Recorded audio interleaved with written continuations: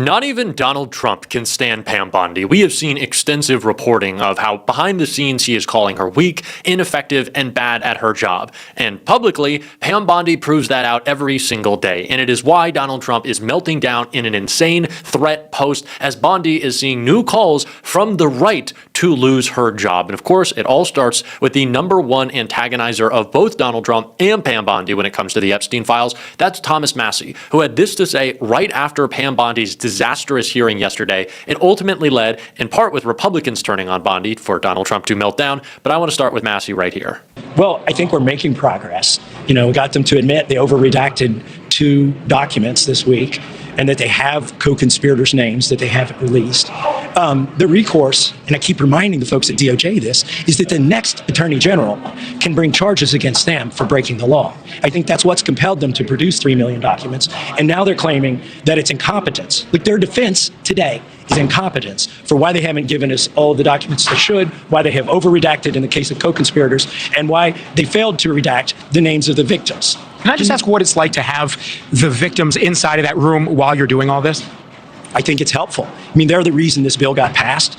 People say, when will you be satisfied? I'll be satisfied when those victims are satisfied, the survivors who were here today. And until then, I'm going to, work my butt off trying to get the DOJ to comply with this law. Can you give us any more context about why you believe that the 6 men that you guys have found in these unredacted files, why you believe that they're likely incriminated by what you found in the files? Like, is there other addendums, other pages that you're able to connect to the ones that you've been able to lift the redactions that have brought you to those conclusions, or where are you coming on? That would be a question for the DOJ. Why did they have a list of 18 people with Maxwell and Epstein on it and 2 victims and then a bunch of people that so far seem random to me? And then why were they compelled to redact those men's names? But if we go to actual FBI documents that have titles on them, like the FBI document, the 3-page document that has Leslie Wexner listed as a co-conspirator, at the top of that document, it says child sex trafficking. Like, if you're the DOJ, and wouldn't that be the first place you go when you inherit documents from a prior administration? By the way, that's a 2019 document when Bill Barr, I believe, was Attorney General. At least Trump was president.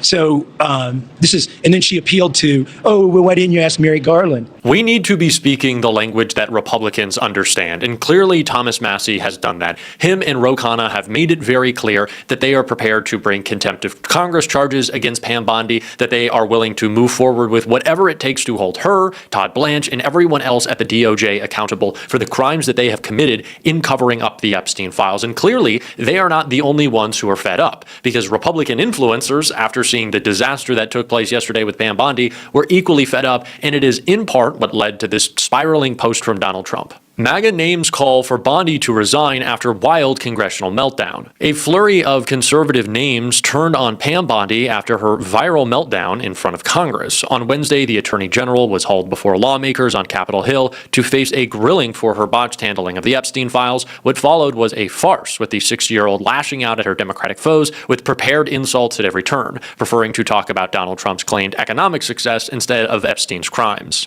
Kyle Rittenhouse, who was acquitted of murdering 2 people during a protest against police violence when he was just 17, wrote, "Pam Bondi needs to resign." Conservative radio host Eric Erickson, great name, said Bondi should quit or be fired, referring to a clip of the AG ranting about stocks instead of answering a question. He wrote on Twitter, "When the Attorney General of the United States is asked why she has prosecuted no one related to Jeffrey Epstein, and this is her answer about the Dow, she should be fired or resign." Tim Pool, a prominent pro-Donald Trump commentator and podcaster, also broke from Bondi.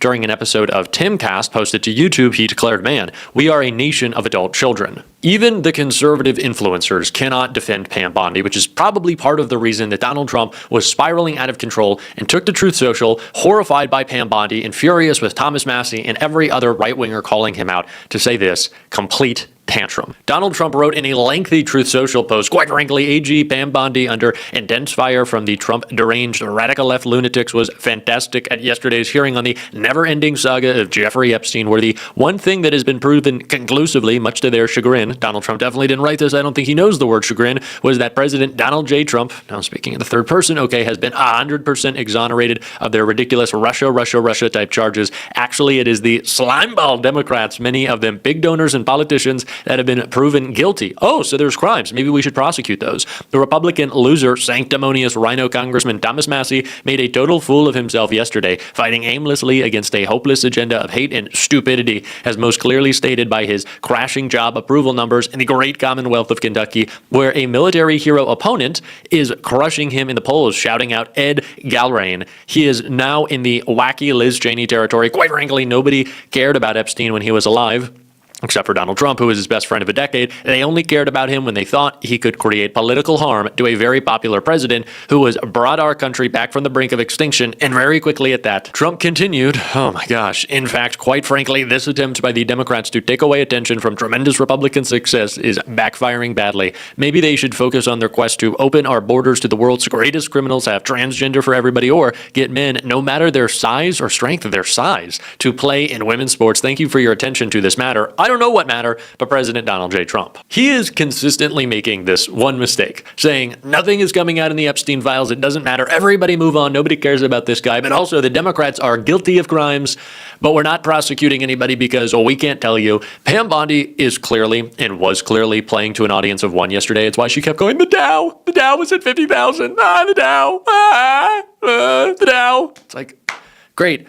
The top 10% of households in America, the wealthiest 10% of American households hold 93% of the stocks. So the top 10% are really, really loving it. Great job, Pam. The rest of the American consuming public that sees prices skyrocketing on everything probably doesn't really care about the Dow. But thank you, Pam Bondi. I really, really appreciate your meltdown there. She was playing to an audience of one, trying to take Donald Trump's talking points, but she's not Donald Trump. That's the problem. Pam Bondi just sounded and looked ridiculous, not to say that Donald Trump doesn't, but when Trump tries to deflect and goes on his weave and crazy rants, he is responding to a press corps that will not hold his feet to the fire. That is not the case for these cabinet members when they go before Congress. Pam Bondi is not built to deflect and scream and distract when she's in front of lawyers and people who are trained at this. Members of Congress are really good at grilling people in these hearings. Pam Bondi is not good at responding. It's why she's getting calls for her resignation. It's why she's getting calls to be fired. And of course, Donald Trump's not going to back down and say that Pam Bondi did a disastrous job. But we know that she did. It was obvious. And behind the scenes, Donald Trump is telling Pam Bondi she looks weak. Yesterday, she looked really weak. She had to bring note cards with her insults in the search history of members of Congress when they went to the DOJ to look through the Epstein files. That is insane. Jamie Raskin called it out yesterday, and he's continuing to call out Pam Bondi's failures in this clip right here. Well, the central problem is whether we were talking about the Epstein file, which was the source of a lot of questions, or the massive violation of civil rights and civil liberties taking place in Minneapolis and across the country, or a number of other areas. She constantly sided with the perpetrators against the victims. And so there were survivors of Epstein's the international child sex trafficking ring in the room yesterday, and a number of my colleagues challenged Bondi to apologize to them for failing to redact their names and releasing and publishing to the world their names, their phone numbers, their addresses, in some cases nude images from them when they were younger. She refused to apologize. She began to attack Ms. Jayapal. She attacked Mr. Nadler. She attacked most of the members of the committee. She arrived with a burn book of insults about members and about their districts that she wanted to lob at everyone. And we were ready for that because we had played the game tapes from her over in the Senate, and we were astonished that she was, rather than answering questions, completely dodging the substance and attacking the members. And so we just said simply to Chairman Jordan, she can do it, but not on our time. We're not going to accept that. Stop the clock, and you can let her filibuster in her way. But I think the whole country got to see what extraordinary disrespect the Attorney General of the United States of America has for the rule of law. We basically have one rule in that committee, and she violated it for the entire day. I mean, for some reason, this woman let these victims, she turned her nose up to them, victims of repeated sexual abuse, even at times when they were children. She refused to even recognize these victims when they stood up and raised their hands. It is truly, for me, with direct. Yeah. Yeah. She was confronted with direct evidence of crimes that we showed her. For example, with Prince Andrew, there was photographic evidence of him perched over a young girl, and she just repeatedly refused to accept the reality of any of the evidence of crimes. There are hundreds or thousands of crimes that are perfectly readily identifiable in all of the information they've put out, and even more in the information, the 3 million documents they're withholding. But she refuses to acknowledge that or recognize it, and that's why I started off by saying she is perpetrating from the Department of Justice a massive cover-up of the Epstein conspiracy and all of these other co-conspirators who are out there. And she was repeatedly asked, are you investigating the other co-conspirators? Have you indicted any of them? And the answer was no. She essentially killed the investigation. We should all be a lot more upset about Pam Bondi spying on all of us, and especially members of Congress. I don't think that we should gloss over the big brother state and that they've paid more attention to what Democratic members of Congress are doing to try to hold Epstein accountable. They've spent more effort surveilling that than they have surveilling the Epstein files and looking for people to prosecute. Just going to put that out there. But we need to make sure that everyone is seeing just how disastrous that hearing was, and all of the meltdowns that we are seeing from Republicans right now. It is why we started Shift, because we need more clips of those meltdowns in the algorithm, more clips of Democrats taking it to Donald Trump in the algorithm. So if you want to support that, as always, you can click below to subscribe to Shift.